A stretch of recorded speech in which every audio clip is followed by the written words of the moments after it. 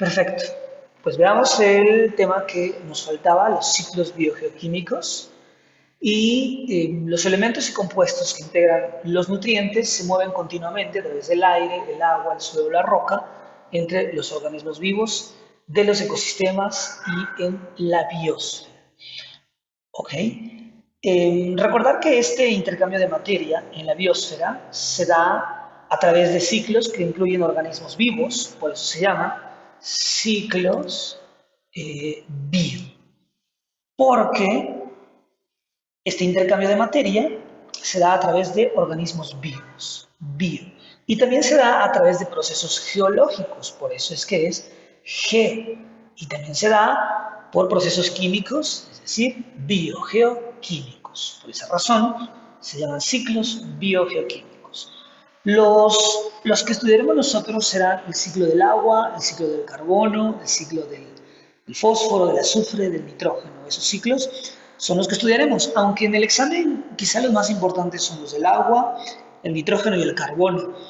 Y vamos a repasar por cualquier cosa un poquito de azufre y fósforo, ¿de acuerdo? También recordar que las reservas principales de nutrientes están en el medio abiótico, ¿se acuerdan? Lo que no tiene vida. Y si la reserva primaria de nutrientes se encuentra en la atmósfera, es un ciclo atmosférico. Pero si la reserva primaria se encuentra en el suelo o las rocas, se llama ciclo sedimentario. Entre los ciclos atmosféricos están el del carbono y el nitrógeno, y entre los sedimentarios encontramos el ciclo del fósforo y del azufre. Pues bueno, vayamos a los ciclos. Pues vamos con el ciclo hidrológico del agua. El agua de la Tierra está en continuo proceso de cambio. Se le encuentra en la atmósfera, en la superficie terrestre y en el suelo, en sus diferentes estados, sólido, líquido, gas. Recordar que la cantidad de agua no cambia, es exactamente la misma, porque la materia no se destruye, solo se transforma. Así que nuestra cantidad de agua en la Tierra se mantiene sin cambio, porque la Tierra es un sistema cerrado, ¿de acuerdo? Luego, podemos comenzar el ciclo del agua en el agua contenida en los océanos, que por la energía del sol, esta agua aumenta su temperatura y hay un cambio de estado. ¿Okay? Hay un cambio de estado, el agua a su estado líquido cambia a su estado gaseoso y por una diferencia de densidades comienza a subir, comienza a flotar, sube. Y conforme este vapor de agua sube, recuerdas que entre más alto la temperatura va disminuyendo, de tal manera que cuando este vapor de agua alcanza cierta altura, la temperatura disminuye y entonces tenemos una condensación. ¿Recuerdas que la condensación es cuando se transforma, hay una transformación del estado gaseoso que regresa a su estado líquido? El vapor de agua se enfría y condensa en gotas que después esas pequeñas gotas van a colisionar para formar las nubes y los fuertes vientos probablemente regresan esas nubes al continente, parte de ellas regresarán al continente y precipitarán, ¿okay? Precipitarán en forma de lluvia una vez más. ¿Okay? Esa lluvia puede caer, esa precipitación puede caer en las grandes montañas, quedarse, congelarse, o alguna otra parte de esta lluvia caer directamente al suelo, a las grandes ciudades, a los grandes poblados, etc. Después, parte de esa agua puede fluir por medio de ríos, puede estancarse en algunos lagos, y parte del agua puede filtrarse en el subsuelo. Una vez que se filtra en el subsuelo, después puede escapar, dependiendo del tipo de roca, puede escapar el agua y formar, por ejemplo, manantiales, o algunos pueden quedar atrapados por bastante tiempo en el subsuelo. Mm, alguna otra parte del agua que sea escorrentía, el agua que no se filtra, el agua que fluye, el agua que sobra y que sigue fluyendo por la pendiente de las grandes montañas se llama escorrentía. Y esa agua puede llegar a algunos ríos, tarde o temprano volver a llegar al océano. O esa agua también puede quedarse en algunos lados. La transpiración es esa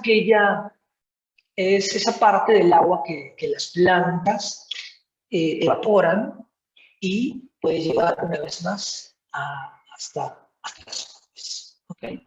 Es decir, es una parte del agua que tienen las plantas y que se evapora. Esa agua que se evapora desde las plantas se llama transpiración. Bueno, este es nuestro ciclo hidrológico del agua. Vayamos con el siguiente ciclo, que es el ciclo del carbono. ¿Okay? El ciclo del carbono también incluye la atmósfera y también incluye el suelo y el subsuelo. ¿Okay?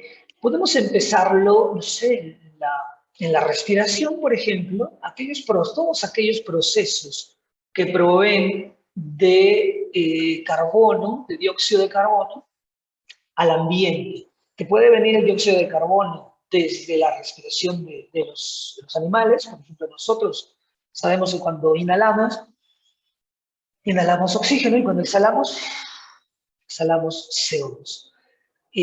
Así que el CO2 proviene de la respiración de animales, por ejemplo.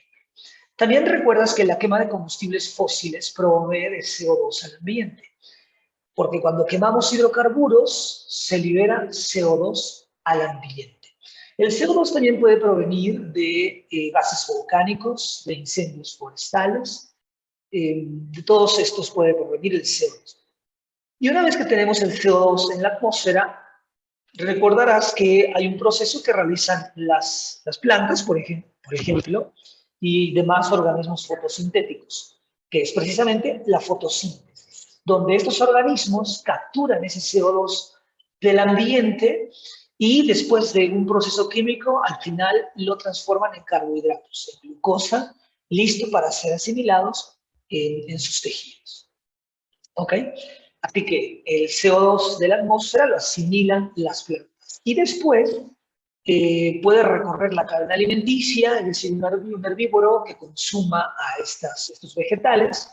Y después, un carnívoro puede consumir al herbívoro y recorre la cadena alimenticia. Y, por ejemplo, en algunos animales como nosotros, vuelven a empezar el ciclo, en donde con nuestra respiración hacemos la quema del combustible glucosa que viene de los vegetales, de los carbohidratos, y ahí está incluido el carbón, y luego hacemos la quema de ese combustible para utilizar la energía y por medio de la respiración desechamos una vez más, regresamos una vez más el CO2 al ambiente. En los océanos también se sigue un proceso muy similar y los organismos fotosintéticos, por ejemplo, son las algas, las que asimilan el CO2 para convertirlo en carbohidratos y también se sigue la cadena alimenticia en el océano, un proceso muy similar. Después hay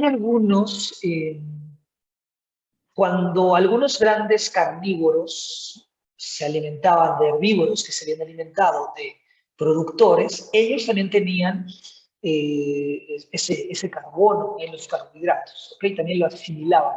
Y esos organismos después están en un proceso de descomposición. Recordar que en la cadena alimenticia tenemos descomponedores, que son hongos y algunas bacterias, que regresan estos nutrimentos, estos elementos esenciales como carbono, los regresan, en este caso, al subsuelo. Y algunos de estos seres vivos pueden quedar sepultados, pueden quedar enterrados unos cuantos millones de años y con el paso del tiempo convertirse en los actuales combustibles fósiles. ¿ok? Y bueno, tarde o temprano lo volvemos a ocupar como un hidrocarburo, lo quemamos para que nos produzca energía para mover el auto o para cocinar los alimentos y ese CO2, ese carbono en el CO2 regresa al ambiente continuando una vez más el ciclo del carbono. ¿De acuerdo? Muy bien. Bueno, vámonos con el ciclo del nitrógeno. Recordar que en su gran mayoría el nitrógeno se encuentra en la atmósfera. ¿Se acuerdan que aproximadamente un 78% de nuestra atmósfera es nitrógeno? Luego, podemos dividirlo en 5 pasos, tal como lo habíamos comentado en química. El primer paso puede ser la fijación del nitrógeno. Que hay algunas bacterias, principalmente cianobacterias, que en ausencia de oxígeno fijan el nitrógeno, es decir, lo asimilan y lo convierten en amoníaco. ¿Ok? Esa es la fijación del nitrógeno. El nitrógeno atmosférico gaseoso lo transforman en moléculas de amoníaco, NH3. Después de la fijación, podemos encontrar un segundo paso que podría ser la nitrificación, que este amoníaco, hay algunas bacterias como los nitrosomas que transforman este amoníaco en nitritos y después otras bacterias, las nitrobacter, transforman estos nitritos en nitratos. ¿Okay? Eso se llama nitrificación. Algunas bacterias que transforman el amoníaco en nitritos y en nitratos. Después, un tercer paso puede ser la amonificación. Es decir, que hay después ya sigue la asimilación. Es decir, una vez que ya está en nitritos, en nitratos o incluso desde el amonio, ya las plantas lo pueden asimilar. ¿Okay? Las plantas lo pueden asimilar ya en sus tejidos y está listo para recorrer la cadena alimenticia. Es decir, que un herbívoro se consuma esa plantita, después un carnívoro al herbívoro, etcétera, etcétera, recorre la cadena alimenticia y cuando el último organismo o cuando los organismos van muriendo, incluso cuando las plantas se marchitan, están en proceso de descomposición. Es decir, hay algunos descomponedores como los hongos y algunas bacterias que se encargan de transformar, de regresar ese nitrógeno, regresarlo ya sea al suelo o a la atmósfera para que el ciclo continúe. Entonces, hay unas bacterias que se llaman fijadoras que lo pueden convertir en iones de amonio. ¿Ok? Eso se llama la fijación. Después tenemos la nitrificación, en donde ese amoníaco se convierte en nitritos y nitratos por medio de otras bacterias nitrificantes y después viene la asimilación. ¿Okay? Hay otro proceso en donde otras bacterias estos nitratos los pueden convertir directamente a nitrógeno gaseoso. ¿Okay? En el examen a veces nos preguntan sobre la amonificación, que es precisamente cuando cuando estos nitratos, por medio de algunos descomponedores, pueden regresarlo a amoníaco o a iones de amonio. ¿Ok? Eso es amonificación. Es una de las preguntas que a veces nos hacen en el examen. ¿Qué es la amonificación? Pues es cuando algunos descomponedores regresan esos nitritos y nitratos, los regresan a amonio o amoníaco, NH3 o iones de amonio, NH4 más. Y listo para continuar el ciclo. ¿Ok? Pues bueno, vámonos con el siguiente ciclo. Bueno, vámonos con el ciclo del azufre. Este ciclo es de tipo sedimentario. Y recordar que las bacterias juegan un papel muy importante porque es a través de sus procesos metabólicos que estas bacterias transforman el azufre de manera que pueda ser aprovechable, por ejemplo, por las plantas y recorrer toda la cadena alimenticia de nuestro azufre. Este ciclo ocurre en dos lugares. Ocurre en la litósfera y también ocurre en la... Vayamos con la litósfera. En la litósfera, el azufre inicia el ciclo ingresando al suelo desde fuentes que pueden ser orgánicas e inorgánicas. En las fuentes inorgánicas inicia cuando se meteorizan las piedras minerales o cuando ocurre lixiviación de fertilizantes agrícolas. Es decir, que estos fertilizantes agrícolas llevan incluido agua de azufre y cuando ocurre el riego, esta agua disuelve pequeñas partículas de azufre, pues eh, las plantas, por ejemplo, lo pueden aprovechar. ¿Okay? Esta es la manera inorgánica. La meteorización de rocas, que es la erosión de las rocas, y la lixiviación de fertilizantes agrícolas. De la manera orgánica, en que el azufre ingresa al ciclo, proviene de la descomposición de los organismos. Sin embargo, esta descomposición también puede provenir de compuestos inorgánicos de azufre. Recuerda que en el suelo es donde las bacterias transforman el azufre en una forma aprovechable por las plantas y las plantas lo absorben y lo integran en su biomasa. Después nuestro azufre recorre la cadena alimenticia, es decir, puede llegar un herbívoro a consumir esta plantita que ya asimila el azufre, y después un carnívoro primario consumir al herbívoro, y luego un secundario al carnívoro primario y recorre el azufre. Después, cuando este carnívoro muere, recuerda que tenemos los componedores en la alimenticia, que son hongos, que son bacterias, que pueden regresar el azufre al subsuelo, al lanito. En la hidrosfera ocurre algo muy similar, que son las algas marinas, las que generan este proceso metabólico en lugar de las plantas, y una vez el azufre recorre la cadena alimenticia en la hidrosfera. En la parte atmosférica, el azufre es emitido por gases provenientes de la descomposición de organismos y por gases volcánicos. Puede provenir el azufre de gases volcánicos en forma de dióxido de azufre por la quema de combustibles fósiles también. ¿Perfecto? Y después, cuando ocurre el fenómeno de la lluvia, este azufre reacciona con el agua y estos sulfatos, estos dióxidos de azufre, perdón, reaccionan con el agua para formar lluvia ácida, que aquí no veo la formulita, pero bueno, recuerdas la fórmula de la lluvia. De 2 es 4, y entonces caer en forma de lluvia. Puede ser absorbido después directamente por las plantas una vez que cae en forma de lluvia ácida. Y bueno, este ciclo, una vez más, vuelve a continuar. ¿De acuerdo? Vámonos con el siguiente. Vámonos con el ciclo del fósforo. Primero, comentar la importancia que tiene el fósforo para los seres vivos. Recuerda que el fósforo es un factor limitante del desarrollo de los productores. Esto debido a que se encuentra en pequeñas cantidades en el ambiente. ¿De acuerdo? Y también recordar que el fósforo es un componente del ATP. ¿Se acuerdan? Adenosin trifosfato. Es decir, ahí está nuestro fósforo. Recordar que el ATP es la molécula o la moneda de intercambio de energía. Ok, entonces, el fósforo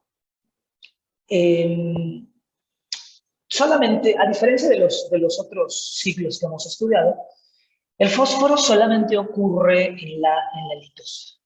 ¿Okay? Y se caracteriza por tener dos ciclos, uno corto y uno largo. A diferencia de los ciclos anteriores que incluían la atmósfera, el ciclo del fósforo solamente incluye la litosfera. ¿Okay? Y como les comentaba, tiene dos ciclos, uno que es de corta duración y otro que es de larga duración. En el primero, en el de corta duración, el fósforo se encuentra en forma de fosfatos en el suelo. Los fosfatos son absorbidos por los productores, es decir, por las plantas, por ejemplo. ¿Ok? Luego, los consumidores primarios, por ejemplo, un herbívoro puede consumir esos vegetales, esos productores, y de esa manera llevarlo a su organismo. ¿Ok? Y después el fósforo recorre la cadena alimenticia y posteriormente, cuando esos organismos mueren, una vez más, quienes intervienen, nuestros descomponedores. Recuerda que pueden ser hongos y bacterias. Estos descomponedores eh, regresan esos fosfatos, ese fósforo, lo regresan al suelo. ¿Ok? Y en el ciclo del fósforo de larga duración, nuestro fósforo puede formar rocas por medio del proceso de sedimentación. Puede formar rocas y luego la erosión o la meteorización de las rocas regresa lentamente, conforme se va desgastando la roca, conforme se va desgastando, regresa lentamente el fósforo al ambiente, para que de esta manera el fósforo, una vez que se desgasta nuestra roca, lentamente ese fósforo se incluya al proceso de corta duración, en donde el fósforo puede ser asimilado por células vegetales y después recorrer la cadena alimenticia. ¿Ok? Ese es nuestro ciclo del fósforo. Muy bien. Avancemos a lo siguiente. Perfecto. Continuemos con las relaciones inter e intraespecíficas. La relación intraespecífica son relaciones desarrolladas entre miembros de una misma especie. Estas relaciones pueden beneficiar a la misma especie por la cooperación entre los organismos y también puede perjudicar si hay competencia entre ellos. A veces en los exámenes nos preguntan acerca de estas relaciones intraespecíficas, como cuáles son las relaciones que ocurren en una misma especie. Uno de los evidentes, por supuesto, es la reproducción. Recuerda, la reproducción evidentemente ocurre entre organismos de la misma especie. Es decir, la reproducción es una relación intraespecífica. ¿De acuerdo? Y también hay competencia. La competencia se produce cuando dos individuos compiten por recursos como territorio, alimento, nutrientes, etcétera, o la reproducción también. Hay una lucha por el apareamiento, por el sexo opuesto, o por la dominancia social. Es decir, hay algunas especies en donde tenemos un macho alfa, por ejemplo. Bueno, veamos lo siguiente. Aquí tenemos algunas relaciones intraespecíficas. Recuerda, son relaciones que ocurren entre organismos de la misma especie.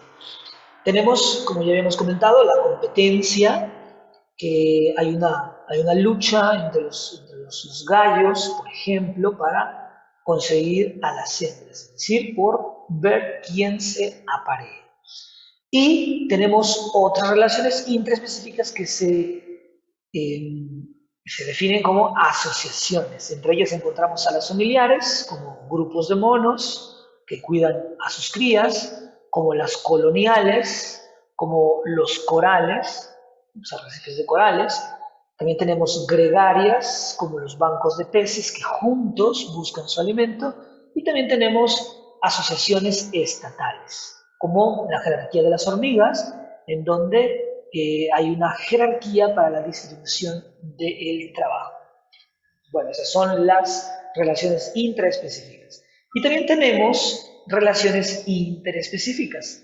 Las relaciones interespecíficas se llevan a cabo entre individuos de distintas especies. La asociación entre estas especies se denomina simbiosis, ¿okay? Que significa vida en común, es decir, viven juntos. Por ejemplo, mutualismo, comensalismo y parasitismo. También tenemos una relación interespecífica que se llama cooperación. La cooperación es una relación no esencial para la vida de ambas especies. puesto que pueden vivir aún si se separan. Aquí tenemos algunos ejemplos de las flores y los insectos que se alimentan del néctar de estas y los cuales también los insectos favorecen la polinización. Y en la imagen tenemos una escena de una película que se llama Alfa, probablemente la hayan visto, la hayan escuchado, y tiene que ver con esta teoría acerca de cómo surgió esta domesticación de los actuales perros. Y se cree que probablemente algunos lobos, quizá algunos que eran más débiles o que quedaron rezagados de una manada, comenzaron a asociarse con los seres humanos. ¿Ok? De tal manera que un ser humano les ofrecía alimento y el cachorro, el lobo, les ofrecía cuidado, les ofrecía protección o por lo menos un estado de alerta, ¿no? Avisaba si es que se acercaba algún individuo desconocido o cualquier especie desconocida. Y bueno, bueno, aquí está la imagen de la película, que por supuesto la recomiendo. Eso es cooperación. La cooperación es cuando dos especies se benefician, pero la relación que existe entre ellos no es esencial. Es decir, pueden separarse y aún pueden vivir separados, por supuesto. La siguiente relación interespecífica se llama comensalismo. Y comensalismo proviene del término cum mensa, en latín, que tiene como significado compartiendo la mesa. Es una relación que se da entre dos organismos de distintas especies, donde uno de estos se beneficia del otro de alguna forma, pero sin perjudicar o beneficiar a este último. Eso es un comensalismo. Y aquí en la imagen tenemos un ejemplo de comensalismo, y este caso de comensalismo específicamente se llama fóresis. Es un tipo de comensalismo en la que una especie se beneficia de otra utilizándola como medio de transporte. ¿Okay? Aquí está la tortuga cargando a la rana, al sapo, y este a su vez cargando a un caracol. Este caso de comensalismo se llama fóresis.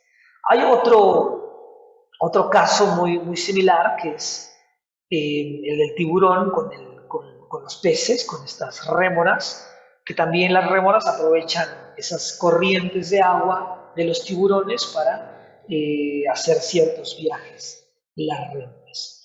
Es algo similar. Acá abajo tenemos otro tipo de relación interespecífica. Recuerda que una relación interespecífica ocurre entre dos especies distintas. Este se llama depredación. Y lo que ocurre en la depredación, creo que es evidente, se establece entre dos especies. Una se llama depredadora, que caza y mata a la otra, que se llama presa, para obtener su alimento. La especie depredadora se beneficia, mientras que la población presa se inhibe. Bueno, pues aquí está un ejemplo de depredación.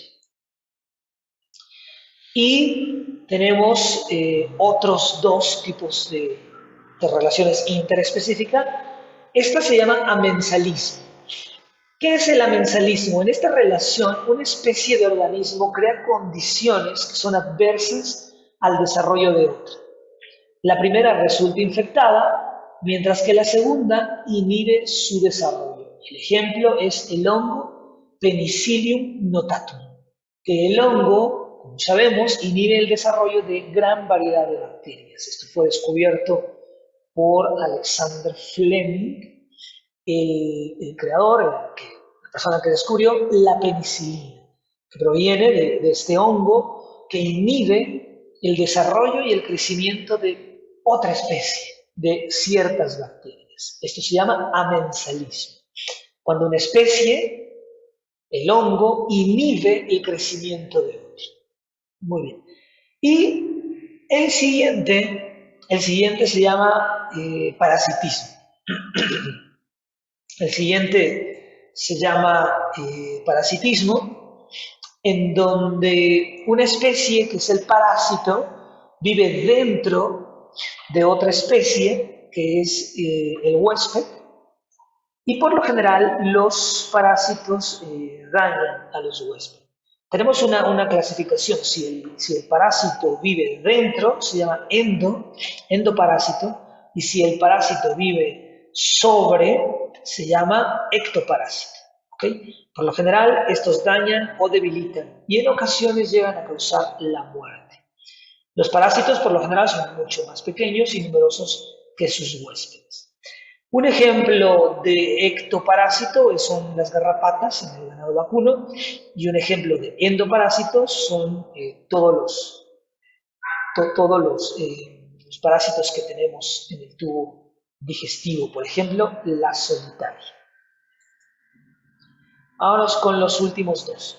Los últimos dos son competencia, que esta interacción puede ser de las dos tipos de relaciones. Puede ser interespecífica, cuando los individuos que compiten son de la misma especie, y puede ser interespecífica cuando los individuos que compiten son de diferentes especies. Conforme tratan de usar los mismos recursos limitados, por ejemplo, energía, nutrimentos o espacio. En esta relación, las dos especies sufren y al final se impone una y desplaza a la otra. Y por último tenemos el mutualismo. Dejé uno de los ejemplos más famosos para el final, que es el mutualismo. Y el mutualismo es una relación entre especies distintas, por supuesto, pero que ambas especies se benefician. Pero no solamente se benefician, sino que esta relación es tan íntima, involucra una cercana asociación física a largo plazo entre las especies participantes y es tan íntima de tal manera que si se separan las especies, morirían. ¿Ok? Tal cual, si separáramos las especies en mutualismo, estas morirían. El mejor ejemplo, como les comento, son los líquenes. Los líquenes son una asociación entre un alga y un hongo. Generalmente ocurre en una roca, así que pues, generalmente se les llama líquenes de roca. ¿Qué es un líquen? Es la combinación de dos especies distintas, un alga y un hongo. Y la relación es de mutualismo porque el hongo proporciona soporte y protección, mientras obtiene el alimento del alga. Recordar que el alga es un organismo fotosintético, es decir, puede hacer fotosíntesis, aprovechar la energía del sol, el dióxido de carbono, el agua, y fabrica glucosa, que luego la comparte con el hongo. El hongo le proporciona soporte, protección, y además el hongo le proporciona el agua que el alga puede obtener para hacer fotosíntesis, porque recuerden que están en una roca. Así que no hay manera de que el alga obtenga agua. Además, el alga crece sobre el hongo y de ahí obtiene el agua para crear fotosíntesis. Y comparte la glucosa, los carbohidratos con el hongo. El hongo brinda protección, brinda el agua para que el alga haga fotosíntesis y esto es mutualismo. Ambas especies se benefician. La relación es tan íntima que no pueden vivir si se separan. Aislados morirían, separadas las especies morirían. Bueno, pues estas son las relaciones inter e intraespecíficas. Recuerda, intra ocurren entre la misma especie, interespecíficas en diferentes especies. Pues bueno, sigan estudiando, sigan repasando y por supuesto cualquier duda tienen mi contacto y estoy para servirles. Sigan estudiando y nos vemos pronto.